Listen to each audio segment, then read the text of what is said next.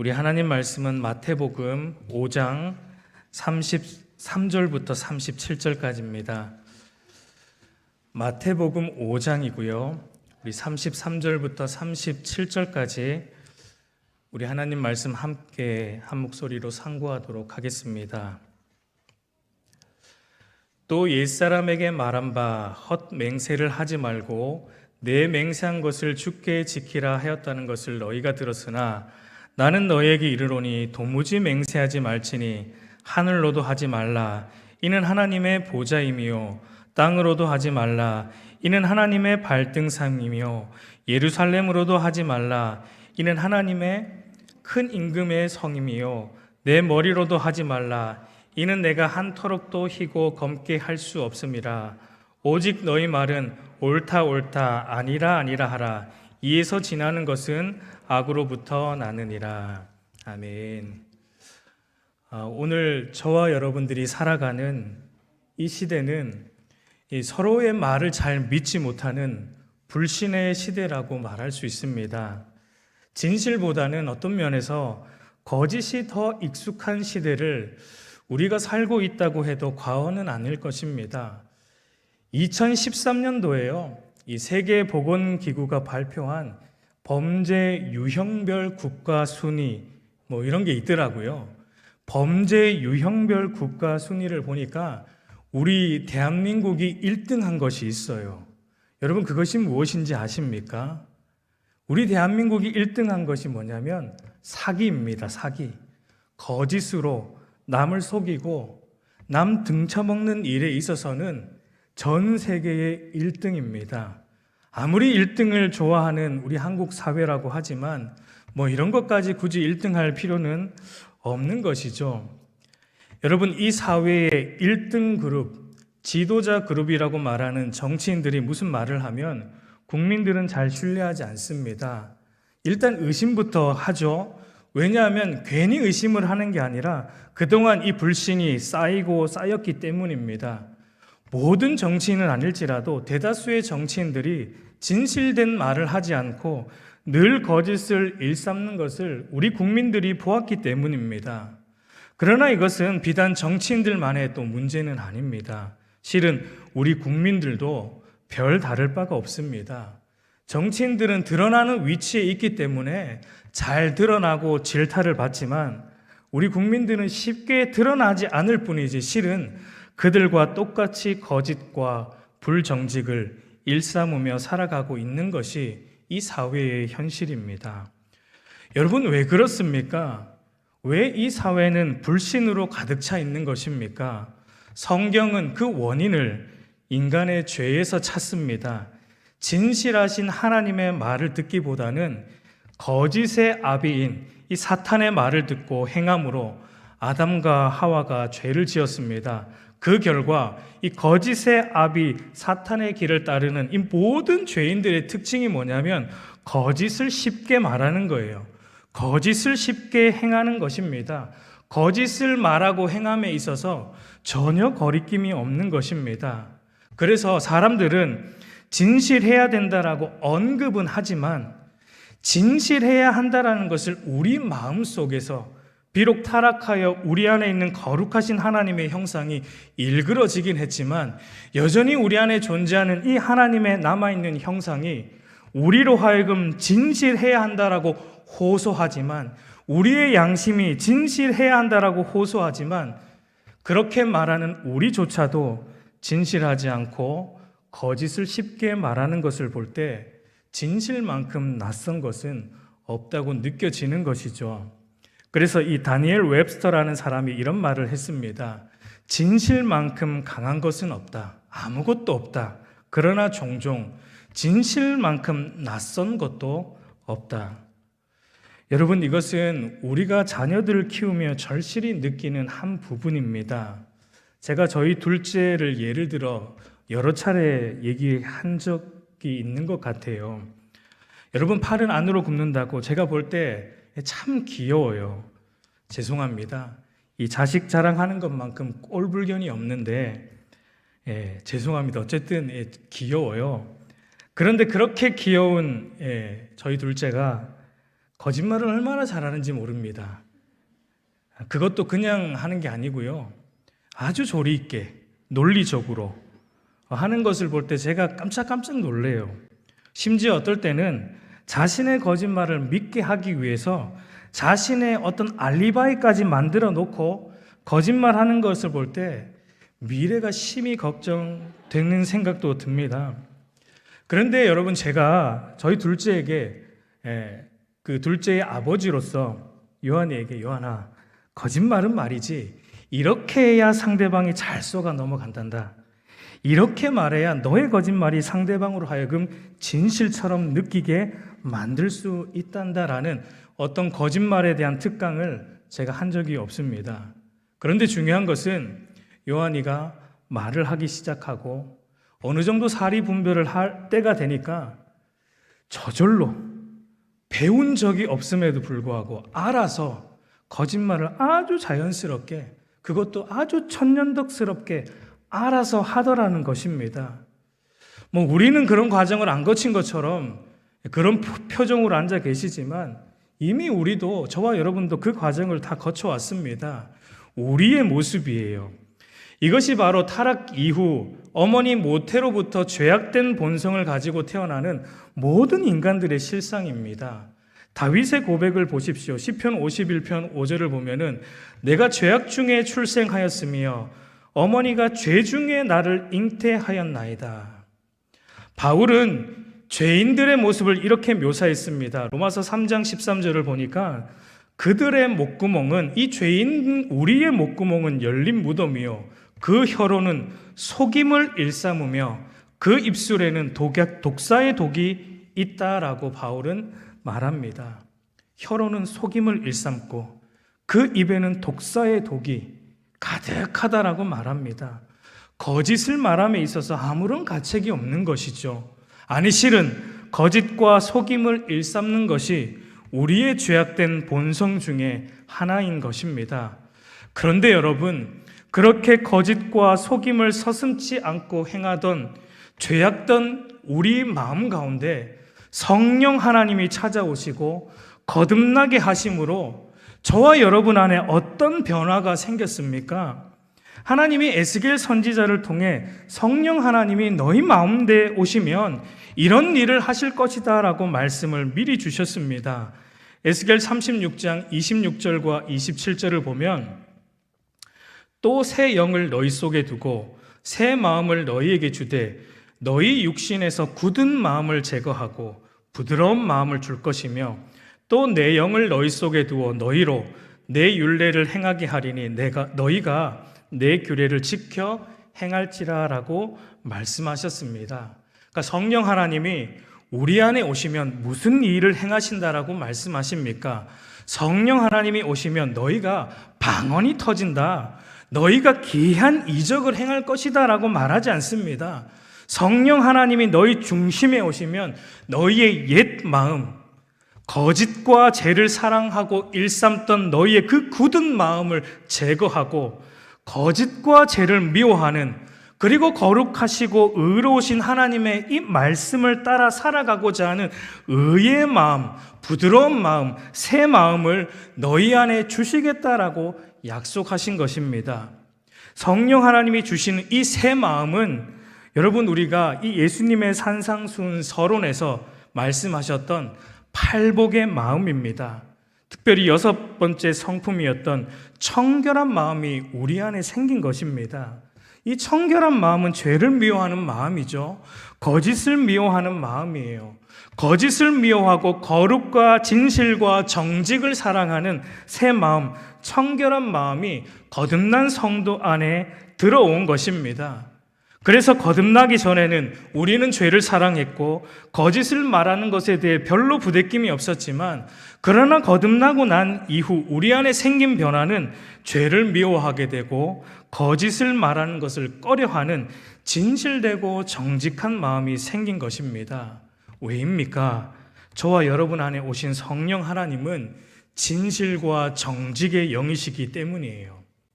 만약 우리가 거듭났다라고 말하면서 여전히 죄를 가벼이 여기고 아무리 사소한 거짓말이라 할지라도 거짓말을 서슴없이 하고 있다면 우리는 아직 거듭나지 않았을 가능성이 큰 것이에요.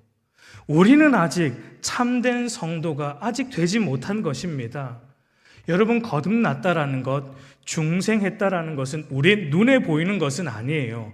누군가 내가 거듭났습니다라고 말할 때 그 거듭남을 눈으로 볼 수 있는 게 아닙니다. 그러나 눈에 보이지 않는 이 거듭남과 혹은 중생과 더 포괄적으로 말해서 눈에 보이지 않는 우리가 구원받았다라는 것이 무엇으로 보여지고 나타나고 증명이 되냐면 죄와 거짓을 미워하는 우리 내면의 변화와 그 내면의 변화가 우리의 일상 속에서 우리의 사소한 말과 행실로 거짓이 아닌 진실을 말하고 그 말한 것을 지켜 진실이 행할 때 우리의 거듭남과 구원받음이 증명된다고 성경은 말하는 것입니다. 이것이 바로 산상순 전체의 논리예요. 거듭남을 통해 우리 안에 생긴 새 마음이요, 하나님 나라의 성품이요, 예수님의 성품이요, 이 팔복의 성품이 우리의 마음에만 있는 것이 아니라 실질적으로 우리가 살아가는 삶의 모든 영역에서 우리의 사소한 말과 사소한 행실로 어떻게 드러나는지를 보여주는 것이 산상수훈의 가르침입니다. 우리 사랑하는 성도 여러분, 저와 여러분이 믿는 이 기독교 신앙은 우리의 내면에 마음에만 담고 있는 것이 아닙니다. 실질적으로 우리가 평상시에 하는 사소한 말과 행실에서도 나타나고 들어야 한다는 것이죠. 언행일치라는 이 사자성어는 기독교의 중요한 아주 덕목이라고 저는 생각을 합니다. 참으로 구원받은 성도, 참으로 거듭난 성도, 참으로 복음을 만난 성도는 자신의 말에 대한 진실함이 있고 그 한 말을 반드시 행실로 지키는 진실과 정직을 보여내는 잘하는 것입니다. 여러분, 참된 기독교는 뭔가 기이한 것을 체험해야 그 사람을 가르쳐 믿음이 있다라고 절대 말하지 않습니다. 우리가 믿는 기독교 신앙과 복음은 우리의 사소한 일상에서 우리가 얼마나 진실되게 말하고 또 내가 말한 그것을 얼마나 진실이 행하는가로 증명이 되는 것입니다. 그래서 이 야고보 사도는 이렇게 말합니다. 야고보 1장 26절을 보면 누구든지 스스로 경건하다 생각하며 자기 혀를 제갈 물리지 아니하고 자기 마음을 속이면 그 사람의 경건은 헛것이라고 말합니다. 그러니까 야고보 사도가 혀가 통제되지 않는 사람, 말이 통제되지 않는 사람, 마음을 속이는 사람은 예수 믿는 사람 아니다라고 지금 말하고 있는 것입니다. 오늘 우리가 읽은 이 맹세에 대한 예수님의 말씀의 요지도 이와 같습니다. 그러니까 맹세를 하고 안 하고의 문제가 핵심이 아니에요. 우리 평상시의 말과 행실이 맹세가 필요 없는 보증수표 같은 사람이 되도록 늘 진실된 말을 하고 늘 그 말을 진실히 이행하는 것이 바로 이 맹세의 핵심인 것입니다. 그러나 바리새인과 서기관들은 맹세를 하고 안 하고 아니면 맹세를 하는데 어느 선까지 하나님의 이름으로 하고 어느 선까지는 하나님의 이름으로 하지 말아야 하는지에 모든 관심이 있었습니다. 맹세에 대한 이 성경의 참된 의미를 깨닫지 못한 것이죠. 바리새인과 서기관들이 맹세를 어떻게 다루고 있는지 한번 보십시오. 33절을 보면은 또 옛사람에게 말한 바 헛맹세를 하지 말고 내 맹세한 것은 주께 지키라 하였다는 것을 너희가 들었으나 라고 말합니다. 그러니까 바리새인과 서기관들은 어떻게 말했냐면 헛맹세를 하지 말고 맹세한 것은 주께 지키라 라고 가르쳤습니다. 여러분, 이 말은 구약성경 어디에도 나오는 말은 아니에요. 구약성경을 인용한 것은 아니지만 그러나 구약에 나오는 맹세에 대한 이런저런 말씀을 가지고 유추한 것입니다. 십계명 제3계명을 보면 이렇게 말합니다. 출애굽기 20장 7절을 보면 너는 내 하나님 여호와의 이름을 망령되게 부르지 말라. 여호와는 그의 이름을 망령되게 부르는 자를 죄 없다 하지 아니하리라. 레위기 19장 12절을 보면 너희는 내 이름으로 거짓 맹세함으로 내 하나님의 이름을 욕되게 하지 말라. 나는 여호와니라. 신명기 23장 21절을 보면 내 하나님 여호와께 서원하거든 갚기를 더디하지 말라. 내 하나님 여호와께서 반드시 그것을 내게 요구하시리니 더디면 그것이 내게 죄가 될 것이라 라고 구약이 말합니다. 그러니까 바리새인과 서기관들은 이런 맹세에 대한 구약의 말씀들을 근거 삼아 헛 맹세를 하지 말고 맹세했으면 반드시 주께 지키라고 가르치고 있는 것이죠. 액면 그대로 보면은 별로 이상할 것이 없습니다. 그런데 중요한 것은 왜 우리 주님은 이것을 가리켜 틀렸다라고 말씀하고 있는 것입니까? 바리새인과 서기관들의 문제는 항상 이 율법의 진의를 깨닫지 못하는 데 있었습니다.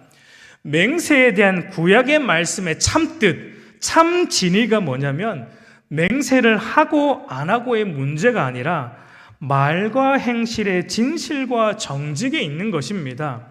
여기에 대해서 이 로이드 존스 목사님은 이렇게 설명을 합니다. 맹세에 대한 구약의 말씀들의 목적은 죄와 타락의 결과로 사람이 거짓말하기 쉬운 것에 굴레를 씌우기 위함이다라고 말했습니다. 무슨 말입니까? 죄로 인해 거짓말하기를 좋아하는 우리의 죄악된 본성을 제한하고 통제하고 다스리기 위한 것이 맹세의 핵심이라는 것입니다. 여러분, 사람들이 왜 맹세를 합니까? 왜 맹세를 하죠? 자신이 한 말이 진실임을 증명하기 위해 자신보다 높은 어떤 것들의 이름을 걸고 맹세를 해요. 특별히 이 맹세를 남발하는 사람들이 있습니다. 여러분, 그런 사람들의 특징이 뭐예요? 맹세를 너무나 자주 하는 사람들의 특징이 뭡니까? 신뢰성이 떨어지는 사람들이 맹세를 자주 해요. 평상시에 말의 진실성과 말한 것을 지켜 행하는 것을 평상시에 보여주지 않았기 때문에 신뢰가 떨어지는 사람입니다. 그러니까 어떻게든 자신의 그 말을 믿게 하기 위해서, 자신의 말을 믿게 하기 위해서 맹세를 이용하는 것입니다. 반대로 생각해 보세요. 평상시에 늘 진실되게 말하고 늘 정직하게 행동하는 사람이라면 그 사람은 굳이 맹세를 하지 않아도 사람들이 믿습니다. 굳이 누구의 이름을 걸고 맹세할 필요가 없습니다. 왜냐하면 평상시에 늘 진실된 그 사람 자체가 보증이 되기 때문입니다. 여러분, 이것이 핵심이에요. 맹세를 하지 않아도 되는 그런 진실된 사람, 맹세를 하지 않아도 되는 그런 정직한 사람이 바로 참으로 거듭난 하나님 나라의 백성이다. 이 팔복의 성품을 소유한 하나님의 참된 성도이다라고 오늘 우리 주님은 말씀하고 있는 것입니다. 그래서 주님은 이렇게 말씀하십니다. 34절에서 36절을 보면 나는 너희에게 이르노니 도무지 맹세하지 말지니 하늘로도 하지 말라. 이는 하나님의 보좌임이요. 땅으로도 하지 말라. 이는 하나님의 발등상임이요. 예루살렘으로도 하지 마라. 이는 큰 임금의 성임이요. 내 머리로도 하지 말라. 이는 내가 한터럭도 희고 검게 할 수 없음이라고 말합니다. 주님께서 맹세를 남발하고 맹세를 역이용하는 이들에게 도무지 맹세하지 말라라고 말합니다. 여러분, 그런데 이것은 맹세 자체를 예수님이 부정하고 있는 것은 아닙니다. 어떤 사람들은 이 말씀을 문자 그대로 받아들여서 맹세 자체를 부정하는 사람들도 있어요. 특별히 영국의 이 퀘이커 교도들이라는 사람들이 그런데요. 그러니까 이것을 문자적으로 받아들여서 흔히 우리가 법정에 가면은 맹세를 합니다. 서약을 합니다. 내가 말한 그 증언이 진실된 것임을 손을 들고 맹세를 해요. 그런 법정 맹세조차도 하지 않으려는 사람들이 있어요. 여러분, 그것은 잘못된 것입니다. 이 말씀을 잘못 이해한 것입니다. 성경을 보면은 많은 곳에서 하나님의 이름으로 맹세하는 것을 우리는 볼 수 있어요. 모세도 그랬고요. 예레미야 선지자도 하나님의 이름을 걸고 맹세했습니다. 신명기 10장 20절을 보니까 내 하나님 여호와를 경외하여 그를 섬기며 그에게 의지하고 그의 이름으로 맹세하라라고 모세가 말했습니다. 예레미야 12장 16절 17절을 보면 그들이 내 백성의 도를 부지런히 배우며 살아있는 여호와라는 내 이름으로 맹세하기를, 자기들이 내 백성을 가리켜 바알로 맹세한 것과 같이 하면 그들이 내 백성 가운데서 세움을 입으려니와 그들이 순종하지 아니하면 내가 반드시 그 나라를 뽑아 멸하리라 여호와의 말씀이니라 라고 말합니다. 이뿐이 아니고요, 바울도 하나님이 나의 증인이시다라는 표현으로 자주 맹세했어요. 로마서 1장 9절을 보면 내가 그의 아들의 복음 안에서 내 심령으로 섬기는 하나님이 나의 증인이 되시거니와, 하나님이 나의 증인이 되신다라고 하나님의 이름으로 증언하고 있는 거예요. 고린도후서 1장 23절도 보면 내가 목숨을 걸고 하나님을 불러 증언하게 하노니 내가 다시 고린도에 가지 아니한 것은 너희를 아끼려 함이라. 이 외에도 바울이 수많은 곳에서 하나님의 이름으로 맹세합니다. 더 나아가서 성경은 이제는 하나님 자신도 하나님 자신의 이름을 걸고 맹세하고 있는 것을 우리에게 보여줍니다. 창세기 22장 16절에서 18절을 보면 이르시되 여호와께서 이르시기를 내가 나를 가리켜 맹세하노니 내가 이같이 행하여 내 아들 내 독자도 아끼지 아니하였은즉 내가 내게 큰 복을 주고 내 씨가 크게 번성하여 하늘의 별과 같고 바다의 모래가 같게 하리니 내 씨가 그 대적의 성문을 차지하리라. 또 내 씨로 말미암아 천하 만민이 복을 받으리니 이는 내가 나의 말을 준행하였음이니라 라고 우리 하나님도 자신의 이름을 걸고 맹세하셨습니다.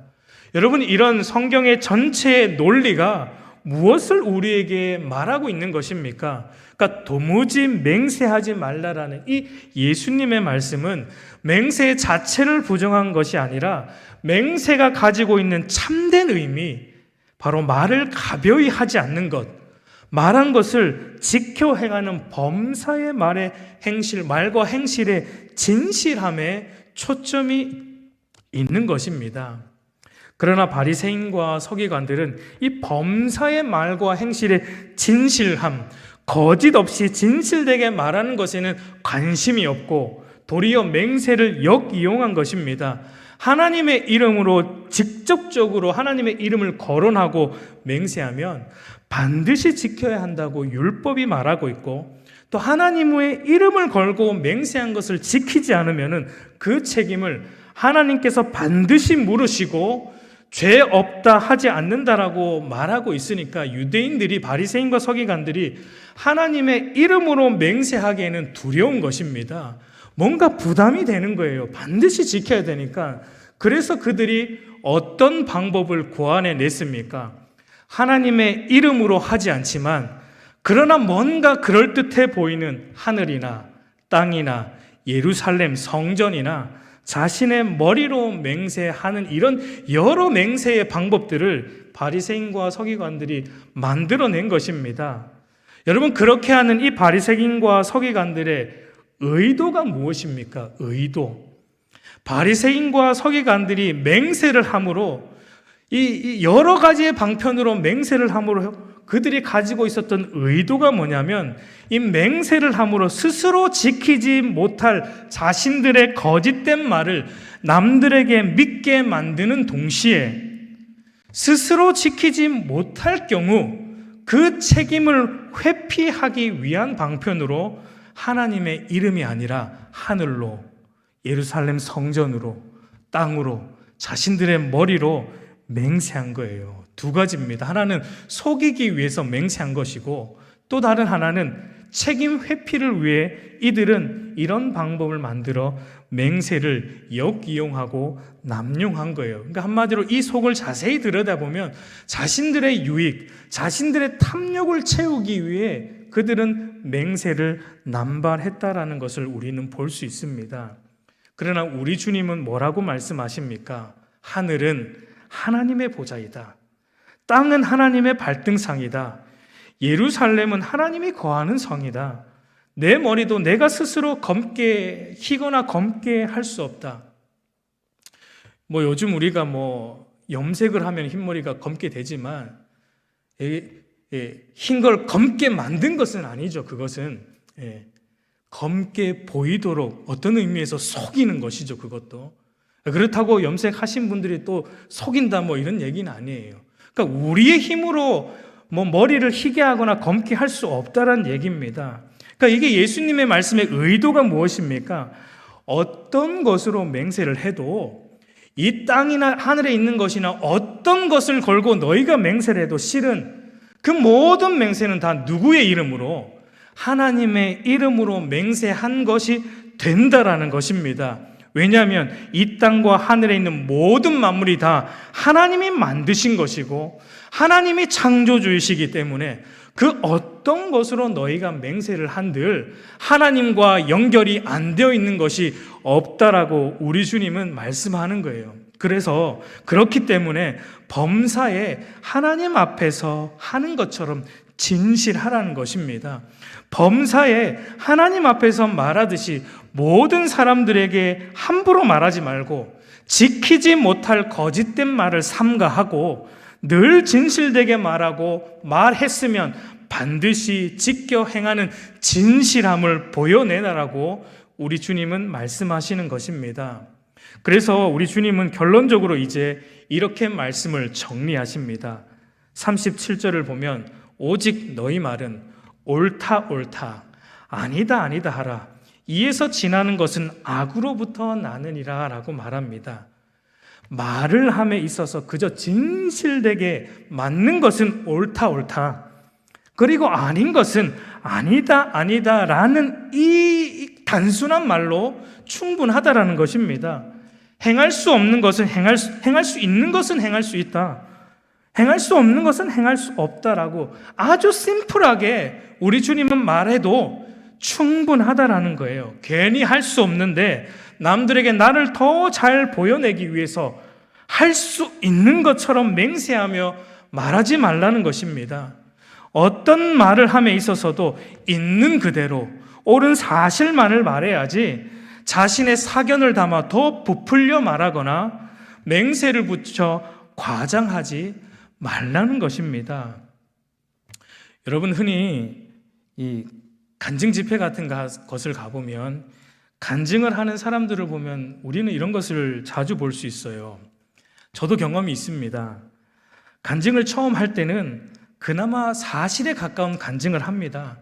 그런데 간증이 2번, 3번, 4번 늘어가면 늘어갈수록 간증도 뻥튀기 되는 것을 여러분 아십니까?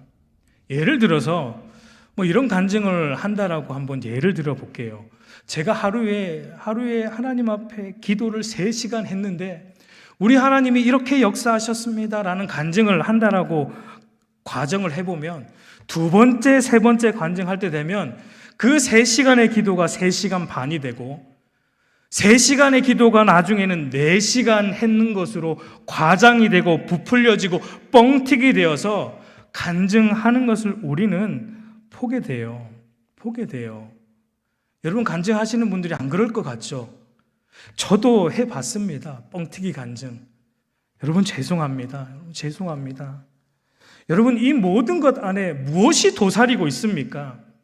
여러분 이것이 실은 무서운 것입니다. 말로는 예수님이 전부이고 말로는 하나님만 영광 받기를 원합니다라고 말하지만 말의 진실함이 없이 부풀려 과장해서 거짓을 말하는 것은 실은 예수님보다 내가 더 돋보이기를 원하고 하나님보다 내가 더 각광받기를 원하는 우리의 교만함이 그 속에 도사리고 있다는 것입니다.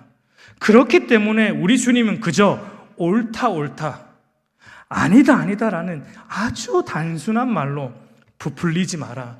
과장되어 말하지 말고 단순하게 옳다 아니다라고 말하라.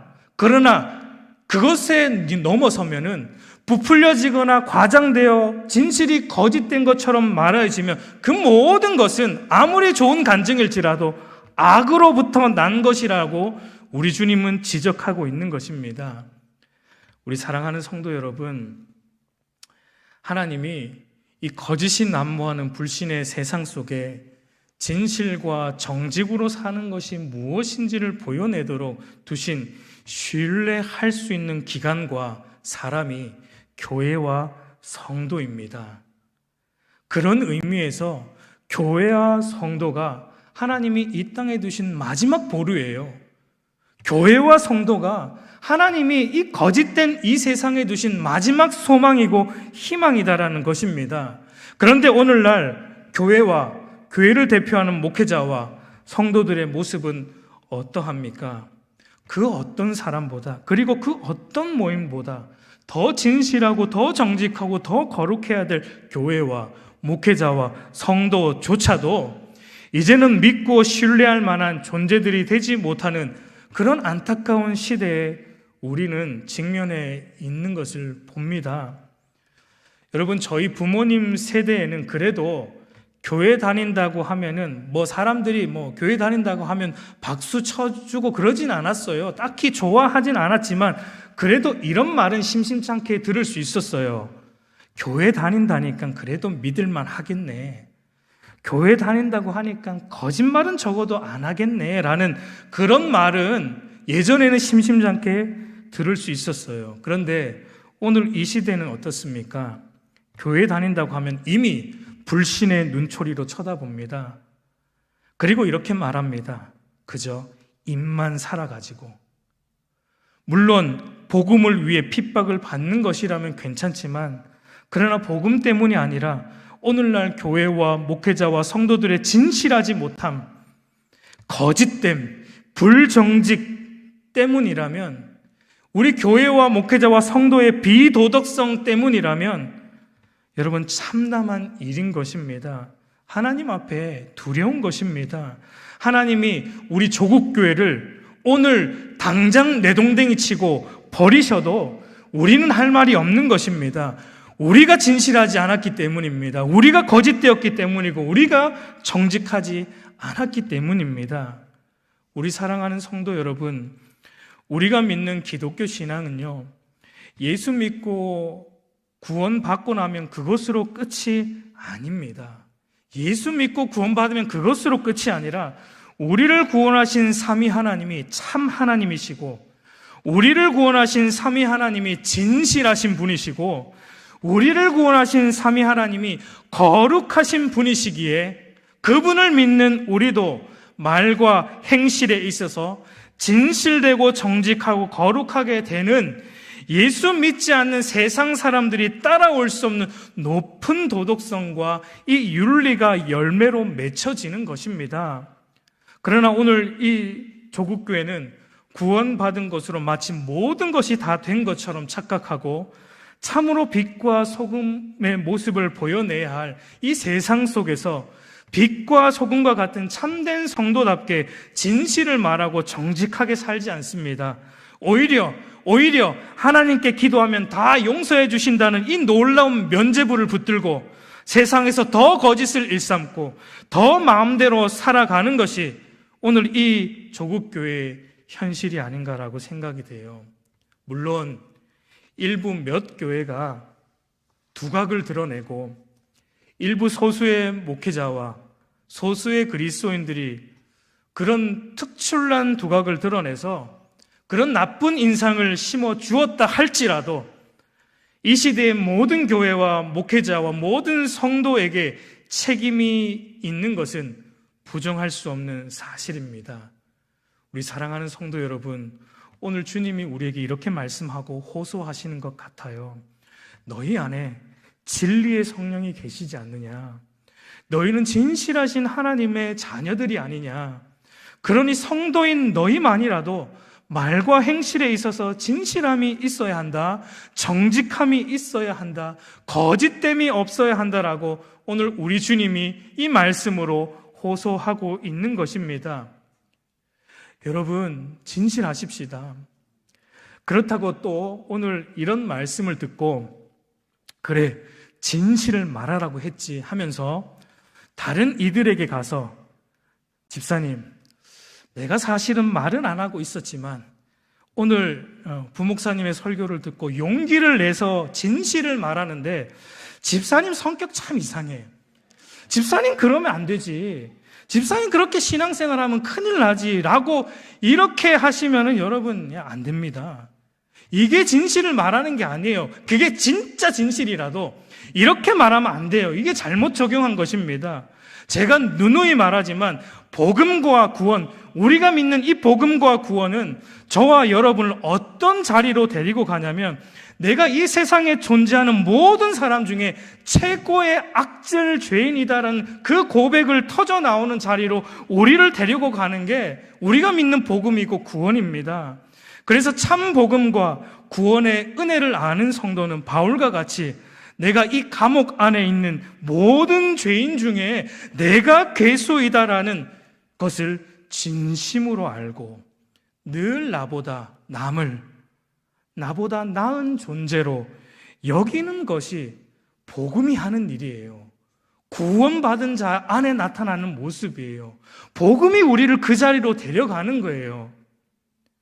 우리 사랑하는 성도 여러분, 그것이 사실이고 진실일지라도 복음은 무례하게 말하지 않습니다. 그래서 성경은 진실을 말하는데 어떻게 말하라고 말합니까? 에베소서 4장 15절을 보면 오직 사랑 안에서 참된 것을 하여 범사에 그에까지 자랄지라. 그는 머리니 곧 그리스도라. 참된 진실을 말하는데 어떻게 말하냐면 오직 사랑 안에서 말하라라고 가르치고 있어요. 무슨 말입니까? 누군가의 거짓된 말, 누군가의 거짓된 행실, 누군가의 언행일치가 되지 않는 그런 것을 보고 바로 잡아주려고 할 때 그 사람을 참으로 사랑하는 마음으로 하지 않으려면 아예 그 입 다물라는 것입니다. 실은 내가 저 사람보다 더 못한 사람인 것을 인정되지 않고 인정하지 않으면서 그저 고쳐주려고 한다라면 그게 아무리 진실이라도 아예 그 입 다물라고 우리 주님은 말씀하고 있는 거예요. 이것을 솔로몬의 표현으로 빌려서 말하면 이렇게 표현할 수 있습니다.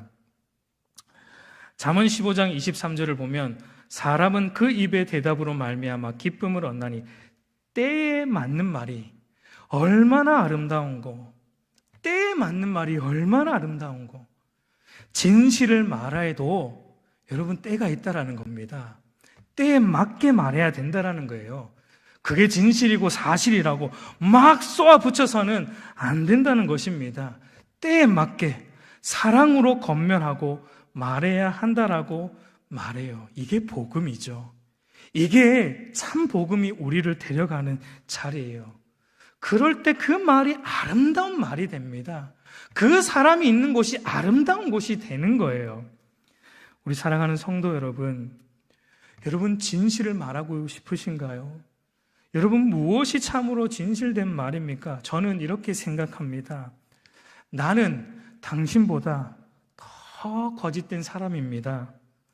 나는 당신이 생각하는 것보다 실은 더 악하고 더 추악하고 더 거짓된 사람입니다. 그런데 나를 요 정도의 거짓된 사람으로만 여겨주니 너무 감사합니다. 이 안에 있는 거 다 쏟아 보여주면 나의 뺨을 때리고 도망갈 텐데 나를 요 정도만 거짓된 사람으로 말해주니 참으로 감사합니다. 여러분 이게 팩트예요. 이게 진실입니다. 이게 진실이에요. 우리 사랑하는 성도 여러분, 이 세상은 적당한 거짓말은 필요하다라고 우리에게 유혹합니다. 그래야 돈도 벌 수 있고 잘 살 수 있다고 말합니다. 특히 비즈니스 하시는 분들은 더 이런 게 피부에 와 닿을 것입니다. 큰 거짓은 아닐지라도 적당한 거짓을 섞어 광고하고 물건을 팔면 더 잘 팔리는 것이 오늘 우리 사회의 현실입니다. 그리고 그렇게 해도 별 문제 없다라고 말하는 것이 오늘 우리 사회의 편만에 있는 관습입니다. 너무 정직하고 진실하게 비즈니스하면 살아가면 하나같이 성공 못하는 것이 오늘 조국 사회라고 말합니다. 우리 한국 사회에서는 절대 정직하면 살아남을 수 없다고 말합니다. 정직과 진실이 최고의 무기라는 것은 말하지만 정작 정직하고 진실한 사람을 만나면 속으로 호구라는 그 말을 속으로 내뱉는 것이 우리 한국 사회인 것 같아요. 우리 사랑하는 성도 여러분, 제가 비즈니스 하는 사람이 아니라서 어쩌면 이런 말을 쉽게 하는 것인지 모르겠습니다. 여러분 죄송합니다. 여러분이 얼마나 노력하고 얼마나 힘들게 비즈니스를 하고 또 얼마나 힘들게 직장 생활을 하고 있는지 제가 다 이해하지 못해 여러분 죄송합니다. 그러나 여러분 이 말은 꼭 해야 하겠습니다. 저와 여러분이 믿는 삼위 하나님은 진실하신 하나님이십니다. 그리고 우리는 만군의 여호와 하나님의 거룩과 진실의 옷을 입은 그의 백성들입니다. 여러분, 이 세상에 유니폼을 입고 행동하는 사람들이 여럿 있습니다. 군인은 군복을 입습니다. 의사는 의사 가운을 걸칩니다. 그러면 그 제복이 주는 그 위압감이 있어요. 책임감이 있어요. 군복을 입었으면 군인답게 행동해야 되고 의사 가운을 걸쳤으면 의사답게 행동을 해야 되는 것입니다. 책임감이 주어진 거예요. 그 옷에 걸맞는 책임감이 주어진 거예요. 그런데 성도인 저와 여러분은 그리스도의 거룩과 진실의 제복을 입은 자들입니다. 성도인 우리는 만군의 여호와 하나님의 거룩과 진실의 제복을 걸친 자들이에요. 세상의 제복을 입은 자들도 그 제복에 걸맞는 책임을 지키려고 몸부림치며 살아가는데 어찌 만군의 여호와 하나님의 이 진실의 옷을 입은 성도인 우리가 거짓을 말하고 거짓을 일삼을 수 있습니까? 그럴 수 없는 것이죠. 때로는 물질의 손해를 볼 수 있습니다. 아니 봅니다. 정직하게 살면. 그러나 진실하신 하나님을 믿는 하나님의 자녀는 물질의 손해를 보고 호구라는 소리를 들을지언정 진실과 정직으로 살아가는 그 성도의 삶을 양보할 수 없는 것입니다. 왜냐하면 나를 불러 구원하신 우리 하나님이 진실하고 정직하고 거룩하신 분이시기 때문입니다. 여러분, 진실과 정직으로 살면 세상은 우리를 말했지만 호구라고 부를지 몰라도 우리 주님은 이렇게 불러주십니다. 진실한 내가 나의 참 제자이구나. 진실한 내가 나의 참 형제이구나. 우리 사랑하는 성도 여러분 부탁드립니다. 불신으로 숨 막히는 이 사회 구조 속에 성도인 저와 여러분이 먼저 말과 행실의 진실과 정직을 보여내므로 숨 좀 쉴 수 있는 사회 구조가 되도록 저와 여러분이 먼저 몸부림치십시다. 저와 여러분이 먼저 거룩과 진실의 몸부림을 치십시다. 그래서 우리의 범사의 말과 행실이 거짓이 없이 진실을 담아내는 참된 예수님의 제자로 참된 진실한 성도로 살아가는 은혜가 저와 여러분 안에 충만하기를 우리 구주 예수님의 이름으로 축복합니다. 기도하겠습니다.